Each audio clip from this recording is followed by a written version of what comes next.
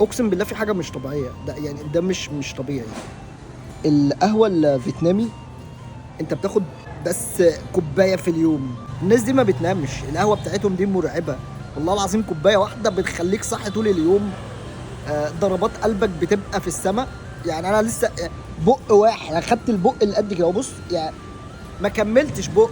اقسم بالله ضربات قلبي زياده وحاجه غريبه يعني. الناس دي بتحط ممنوعات في القهوه بتاعتهم. القهوه مختلفه تماما عن القهوه بتاعتنا يعني.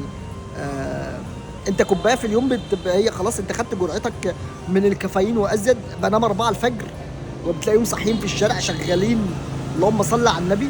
فالناس دي بتحط حاجه في القهوه دي. القهوه دي مش طبعا بتدخل الحمام.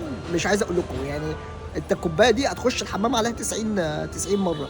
فالقهوه الفيتنامي غير القهوه بتاعتنا خالص يعني، بعيدا تمام البعد عن قوه القهوه بتاعتنا.